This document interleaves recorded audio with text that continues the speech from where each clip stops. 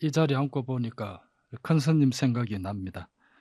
제가 백년암으로 첫 출가하고 난 뒤에 큰 스님께서 저를 불러서 책 보지 마라, 참선해라, 그런 말씀이 계셨습니다.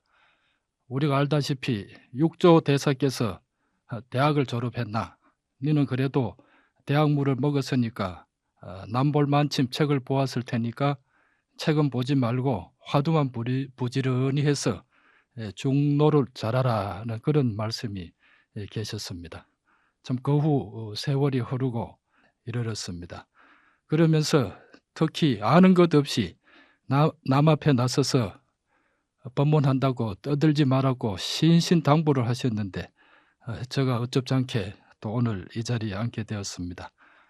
그러니까 제가 그동안에 듣고 본 것보다도 큰 스님 처음 백년하면서 출가 인연을 맺었었던 인연담을 들려드리면서 제 오늘 이 시간을 채울까 생각합니다.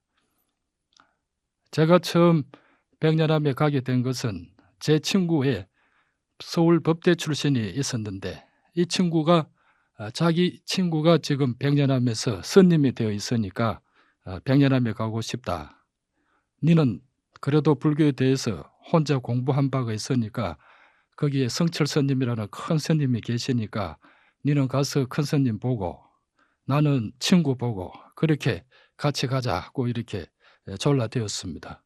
그랬지만은 대구서 그때 행사 가는 길이 쉽지 않은 길이었기 때문에 또 성철 스님이 어떤 분인지 저는 잘 모르는 시절이었기 때문에 망설이고 했습니다. 그러나 친구는 자기 친구 보고 싶은 그 정이 얼마나 강했던지 저를 기어이 동반해 가고자 했습니다. 그래서 참 저도 마지못해서 따라 나섰던 그런 기억이 있습니다.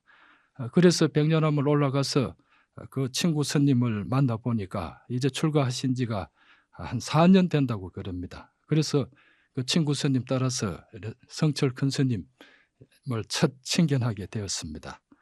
스님께 삼배를 드리고 앉으니까 웬 놈들이냐, 어디서 온 놈들이냐, 꼭 화경등 같은 눈을 치켜 뜨시면서 노려보시는데 저희들이 좀 움찔하는 그런 인상을 받았습니다. 스님의 그 불타는 듯한 형령한 눈빛은 지금도 눈에 선하게 남아 있습니다. 그래서 저희들이 아무개 스님 친구들입니다. 꼭 그렇게 저희들이 인사를 드리니 어째서 너가 스님하고 친구고 너가 어떻게 속인이 친구가 될 수 있나? 스님은 스님이고 너는 출가 못했으니까 쫄장부라는 말씀을 강조하셨습니다. 그래서 스님, 그렇지만은 오늘 저희들 큰 스님 뵙는 그런 큰 기쁨을 가졌습니다. 저희들이 큰 스님 친견한 기념으로 이 세상에서 살아갈 수 있는 좌우명을 한 말씀 해 주십시오. 그러면 스님 배운 기념으로 삼겠습니다. 그 말씀드리니까 스님께서 그 참 행행한 눈빛으로 한참 뚫어져라 바라보시더니 그냥 공짜는 안 된다. 절돈 3,000원 내놔라 하셨습니다. 그래서 절돈 3,000원이라는 그 말씀에 저희들은 돈 3,000원이라는 말만 귀에 들어와 가지고 저희들 주머니를 뒤져서 현금 3,000원을 펴서 큰 스님 앞에 내어놓으니까 이놈들 나는 그런 돈 필요 없다. 나에게는 절돈 3,000원이 필요하다라고 하셨습니다. 그래서 여기서 절돈이라 그러니까 그러면 백년하면서 무슨 따로 돈을 찍어내는가 하고 이렇게 어리둥절해 있으니까 옆에 있던 스님 친구가 부처님 앞에 가서 3,000배 하시라는 말씀이다고 하셨습니다. 그래서 3,000배라는 말을 그때 처음 저희들이 듣게 되었습니다. 그래서 제가 다시 말씀드리기를 큰 스님, 비구는 250개, 비구니는 500개, 보살개는 48개를 갖추는 것으로 알고 있습니다. 그런데 우리는 그런 스님 되려고 들은 것도 아니고 보살개 받으려고 온 것도 아니고 다만 오늘 큰 스님 친견했으니까 스님 배운 그 몫으로 한 말씀만 딱 해주시면 되는데 절돈 3,000원이 필요하시겠습니까? 이렇게 말씀을 드렸더니만은 스님께서 이놈은 불교에 대해서 뭘 좀 아는가 보지. 그러면 니는 절돈 3,000원 가지고 안 되겠다. 10,000원 내놔라. 이렇게 말씀을 하셨습니다. 그래서 같이 간 친구는 3,000배, 저는 10,000배 하기로 큰 스님과 이제 흥정이 끝나서 물러나왔습니다. 처음에는 뭐 3,000배, 10,000배가 그렇게 참 쉬운 줄 알고 선뜻 대답을 했는데 지금 생각해 보니까 좀 무식한 소치가 아니었나 생각합니다. 그래서 물러나와서 점심을 먹고 큰 스님께서 당부하기를 새끼 밥은 먹어라. 10,000배도 만장 10,000배를 하는 것이 아니라 24시간 안에 10,000배를 해야 된다. 그러니까 그동안에 끼니는 먹어라. 끼니 먹는 외에는 법당에 올라가서 절해야만이 24시간 만에 10,000배를 채운다 하셨습니다. 그래도 저도 명색이 불교 신자이기 때문에 그 정도는 쉽게 할 수 있으리라고 생각하고 천태전에 백년암 천태전에 올라가서 이제 10,000배를 한다고 시작을 했습니다. 그때가 이제 오후 1시로 이렇게 기억이 됩니다. 추라고 절을 하고 했는데도 숫자도 잘 세워지지 않고 그때가 3월 말로 기억이 되는데 3시 그때 5시가 저녁 공양 시간인 걸로 기억이 됩니다. 그래서 5시까지 저녁 먹다 칠 때까지 죽으라고 해놓으니까 1,000배밖에는 못했습니다. 그래도 벌써 엉금엉금 기다시피 와서 식당에서 밥을 얻어먹고 다시 올라가려고 생각하니까 뭐 몸이 천근만근이 되어서 그 스님 친구한테 말해가지고 아이고 이제 못 가겠습니다. 1,000배만 해도 이제 뭐 이렇게 막 팔다리가 쑤시고 아픈데 10,000배를 어떻게 합니까? 하니까 이 스님은 스님 친구는 막 야단입니다. 큰 스님하고 약속을 했는데 이제 거기 이제 무슨 말이냐 이렇게 해서 저녁 먹고 또 쫓겨서 법당에 올라갔습니다. 가서 절을 계속 했지만은 9시 이제 자라는 상경 목탁 소리를 듣고 그때부터 또 밤을 새우면서 열심히 절을 했는데 나중에는 보면은 시간이 얼마나 되었는지 모르겠습니다만은 서서 졸고 있거나 또 아니면 엎드려서 졸고 있다가 또 후닥당 놀라서 일어나서 절을 하기도 했습니다. 그러다가 새벽 3시가 되니까 또 스님들이 다 일어나시는지 목탁 소리가 들리고 그때까지는 절을 한다고 했던 모양입니다. 그러고 또 열심히 한다고 했는데 누구가 엉덩이를 차는 그런 그 감각에 눈을 떠보니까 아침 공장 목탁을 쳤는데 제가 가지를 않으니까 스님이 데리러 올라와서 고마 퍼져 자고 있으니까 엉덩이를 한 방 갈겼던 모양입니다. 이렇게 해서 참 힘드는 절을 하고 아침이 되니까 도저히 뭐 이제 좌우명도 필요 없고 10,000배도 필요 없고 큰 스님 뵙는 것도 필요 없고 아이고 나 집에 갈랍니다고 스님께 부탁을 하니까 아이고 그래 가면은 안 된다 이거지. 그런 일이 니만 참 가면 니는 가면 그만이지만은 나는 큰 스님한테 친구들 잘못 절식인 죄로 자기가 쫓겨난다는 겁니다. 그래서 기어이 또 절을 하라고 해서 그날 다시 올라가서 또 절을 하는데 이제는 일어서지도 못하겠고 앉지도 못하겠고 뭐 그러다가 할 수 없이 허리만 뭐 참 조아리면서 머리만 조아리면서 그렇게 또 몇천 배를 했나 봅니다.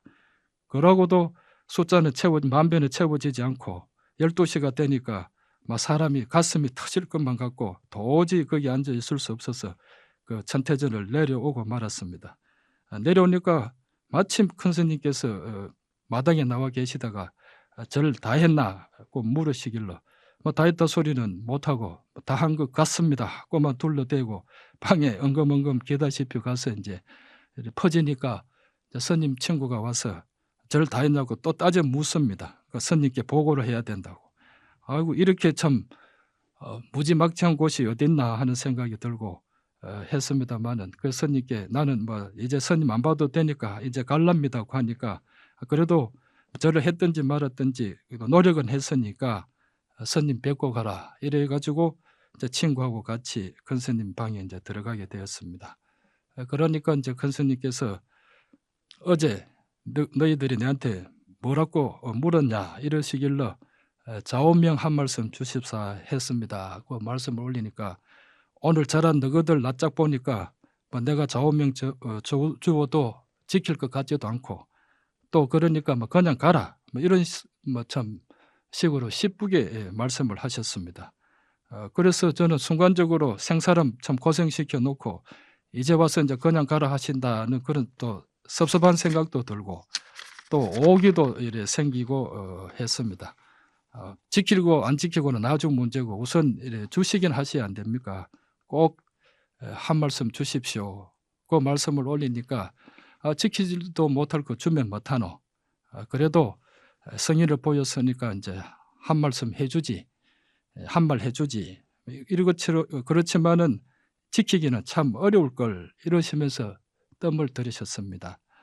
그래서 저희들은 무슨 말씀을 저렇게 하시려고 뜸을 들이시나 생각하며 잔뜩 기대를 가졌습니다.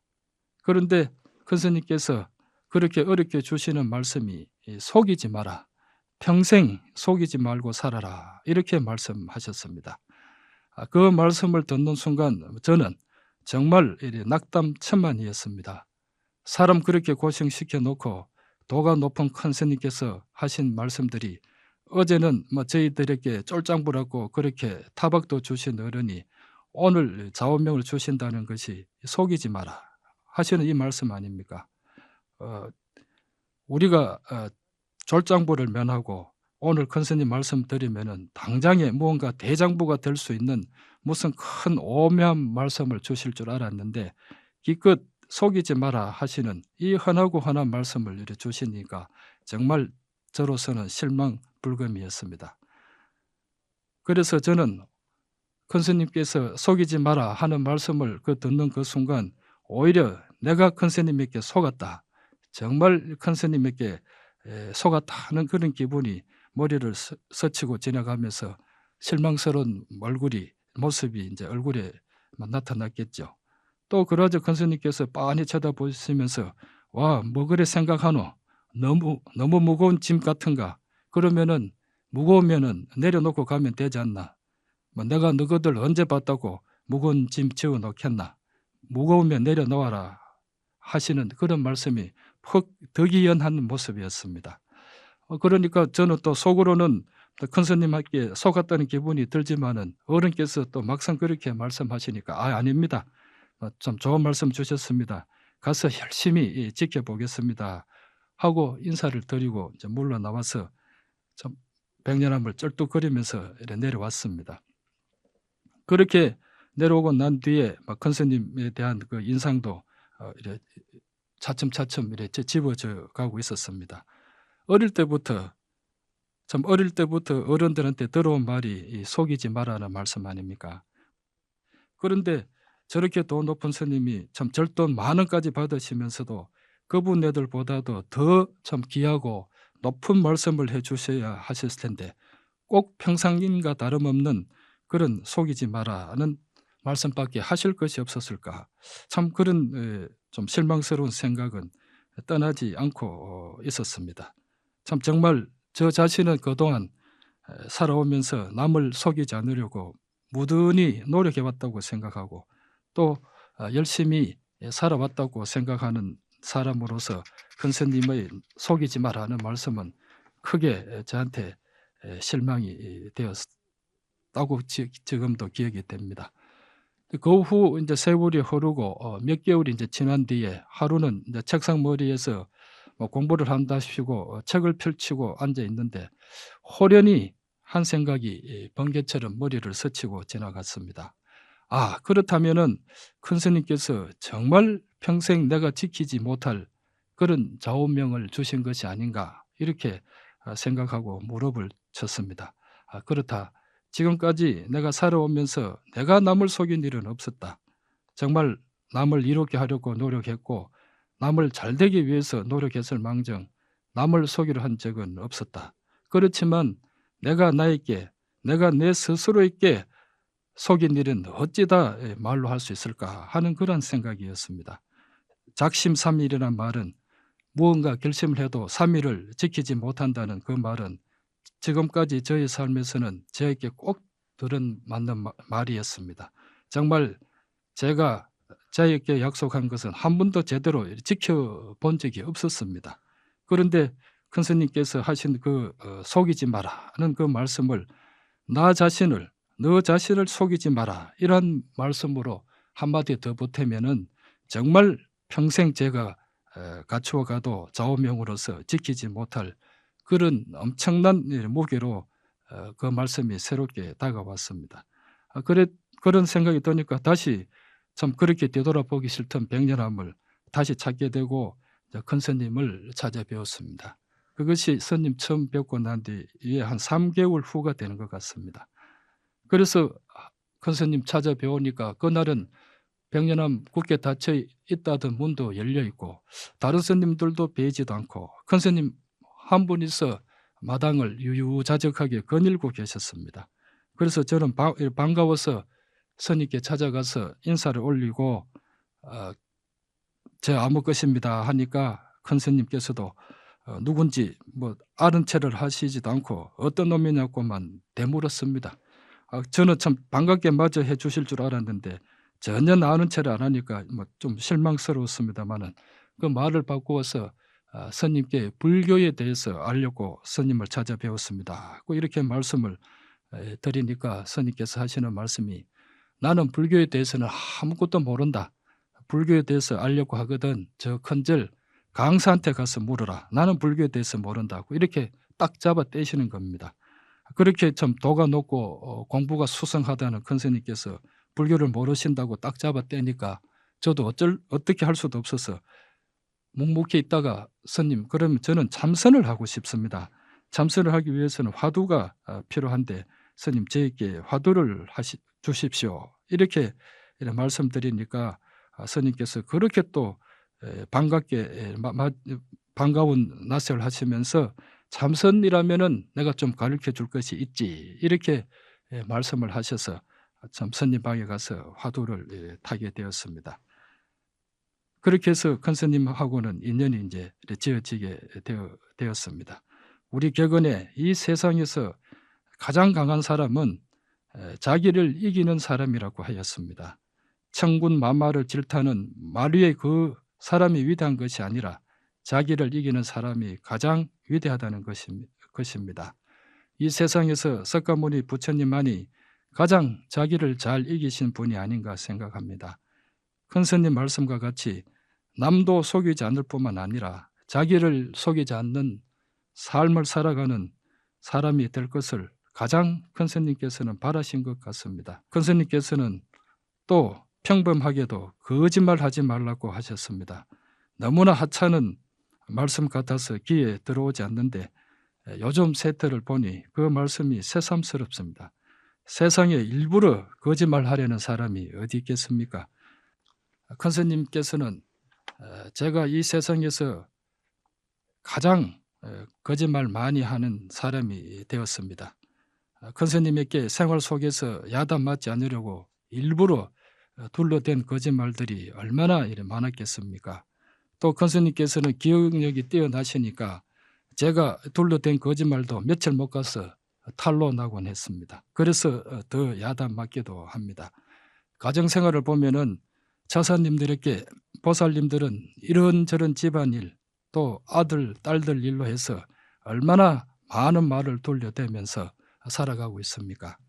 또 바깥 처사님들은 처사님들대로 또 가정의 화목을 위해서 얼마나 돌려댄 말들이 많겠습니까? 이런 거짓말들은 다 가정의 평화와 화목을 위해서 필요한 악일런지도 모르겠습니다. 이렇게 우리는 필요한 거짓말을 서로서로 하면서 알고도 속고 모르고도 속고 이렇게 살아가는 것이 어떤 의미의 생활의 조화인지도 모르겠습니다. 그래서 남들은 지금도 제가 큰 스님을 오래 시봉했다고 해서 많은 분들이 큰 스님께 대한 여러 가지를 묻습니다만은 그러나 저는 제가 이 세상에서 누구보다도 큰 스님에게 가장 죄를 많이 지은 사람이라고 이야기합니다. 왜냐하면 모르는 사람, 멀리 있는 사람은 큰 스님께 가까이 할 기회도 없었으니까 거짓말 기회가 어디 있겠습니까? 그러나 저는 큰 스님을 최측근에서 모시다가 보니까 본의 아니게 이런 말 저런 말 참 큰 스님께 많은 거짓말을 했다 이렇게 요새 오면 새삼스럽게 생각이 됩니다. 그러나 거짓말도 한계가 있는 것 아니겠습니까? 가정의 평화와 화목을 깨는 거짓말은 그것은 정말 큰 거짓말이 아니겠습니까? 지금 우리 한보 사태로 빚어진 이 작금의 이 사태는 사실을 사실대로 말해야 할 책임 있는 자리에 있는 사람들이 사실을 사실대로 말하지 않기 때문에, 정말 거짓말을 하고 있기 때문에 이렇게 경제적, 정치적 혼란이 일어나고 있는 것이 아닌가 생각이 듭니다. 거짓말하지 않고 사는 것이 힘드는 일이 아니라 사실을 사실대로 말할 수 없는 삶이야말로 남에게 거짓말하고 남을 속이고 사는 삶이 아닌가 생각합니다. 또 바로 자기를 속이고 사는 삶이기도 한 것입니다. 큰 스님께서 말씀하신 속이지 마라 하신 말씀이나 거짓말하지 마라 하는 이러한 간단한 법문 같지 않는 법문이 우리들 생활에 가장 필요한 좌우명이 아닌가 생각을 합니다. 제가 큰 스님을 모시고 살면서 그동안에 여러 가지 경험도 많고 또 스님의 어떤 지근거리에서 하신 것도 많지만은 특히 사람 살이에 있어서 스님께서는 의리를 강조하셨습니다. 믿음, 서로 신용을 가져야 된다고 하셨습니다. 스님께서는 누구한테 얼마나 속아 보셨는지 남에게 절대 신용을 잃지 말라는 말씀을 많이 하셨습니다. 그래서 스님께서는 무언가 이렇게 거짓말이 삿되지 않으면 용서를 하셨지만은 거짓말이 좀 삿되다 싶었으면은 절대 그런 사람은 당신 가까이 오지 못하게 하셨습니다. 그렇기 때문에 저희들은 큰 스님 태도를 보면은 큰 스님께서 저 사람을 좋아하는가 보다, 싫어하는가 보다 꼭 알 수가 있었습니다. 그것은 무슨 말이냐 하면은 큰 스님께서 누가 오면은 어느 스님이든지 오면은 그래도 그 사람 말을 들어주고 한두 마디 묻고 하면은 누구나 다 그렇겠지만 큰 스님이 좋아하는 분이다 그 생각이 들고, 또 어떤 분이 오면은 본체도 하지 않고 획 돌아서 버리는 그런 좀 민망한 그 자세를 보이는 그런 분들도 없지 않아 있습니다. 그러면 스님께서 나중에 가게 나오면은 그놈 신용 없는 놈이다 이렇게 말씀을 하시곤 하셨습니다. 그래서 저희들 스님 모시고 살면서 신용, 남에게 신의를 저버리지 않는 그런 삶을 살아라는 말씀도 저는 좌우명으로 간직하고 있습니다. 스님께서 여러 가지 세상에 남기신 업적이 많지만은 그런 것은 공개된 일이고 지금 말씀드린 것은 너무 제 개인적인 체험만 말씀드리게 되었습니다.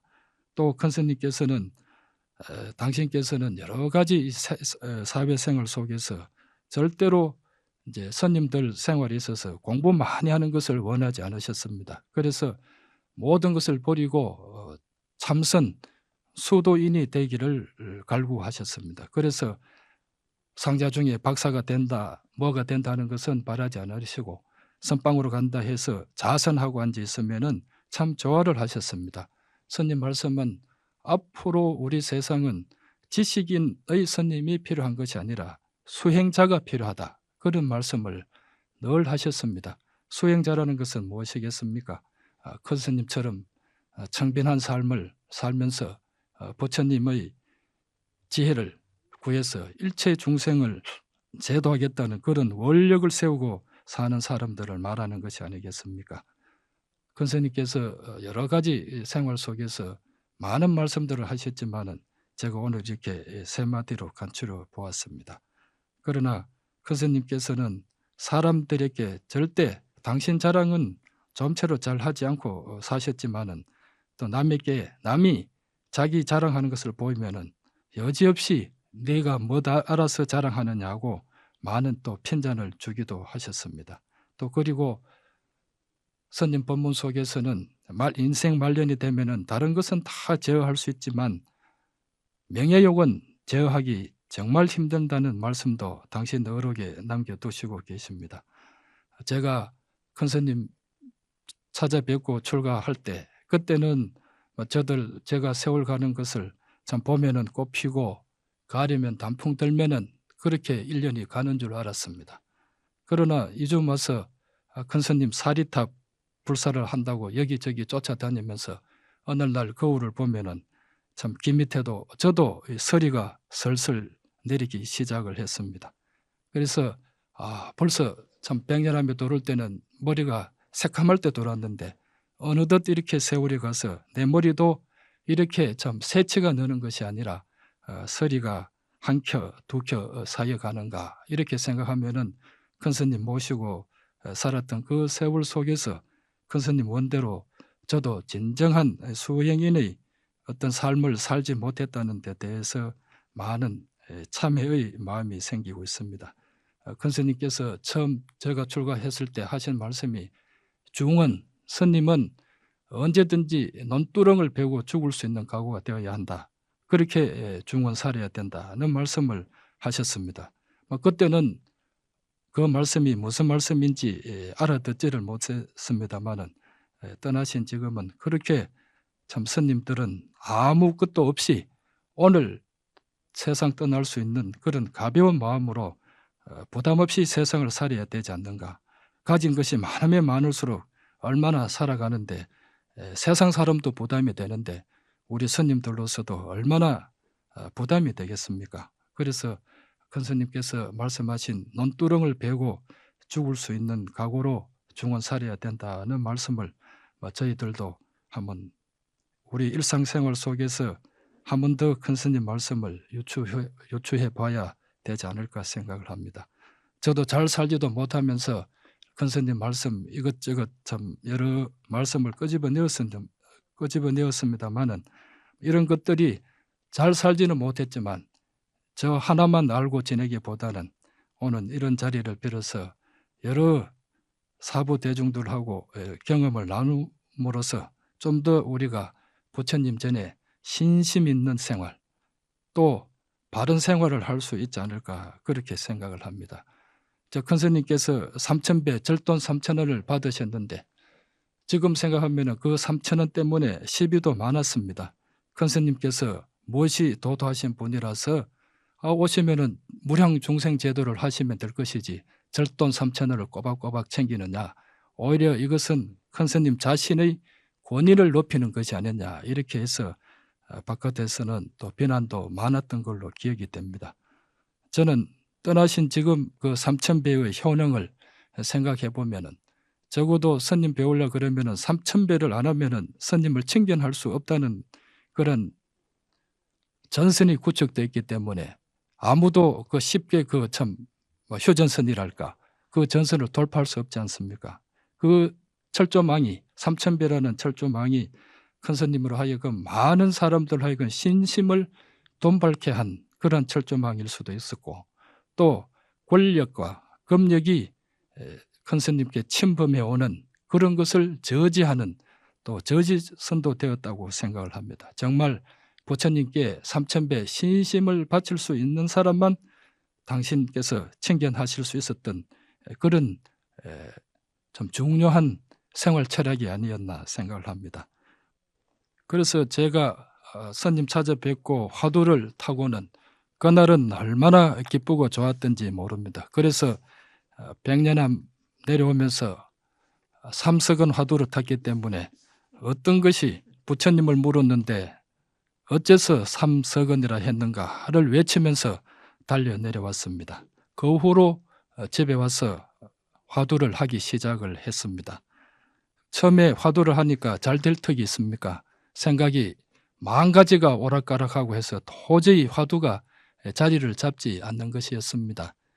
그래서 생각도 못해서 향을 한 줄기 양 엄지 손가락 사이에 꽂아 놓고 불을 당겨서 이 시간 향 타들어가는 시간만이라도 어떻게 참선을 해보자, 화두를 잡아보자 해서 열심히 그렇게 했습니다. 그러다가 향이 타들어가면은 양 엄지 손가락까지 사이까지 손톱 밑까지 그 향이 타들어가면은 그 양 살이 이제 누르 타기 시작을 했습니다. 그런 것을 몇 번이나 몇 날이나 계속을 하면서 그 껍질이 벗겨지곤 했지만은 화두가 잘 되지를 않았습니다.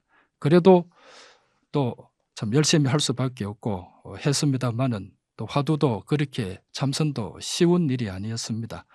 그러고로 세월이 지나갔는데 연말이 되어서 참 다음 해 1월 1일이 되니까 좀 참선하는 공부도 또 말씀드리고 싶고 그렇게 해서 큰 스님을 찾아 한번 뵙겠다 싶은 생각이 그날 불현듯이 들어서 대구에서 해인사 가는 버스를 타게 되었습니다.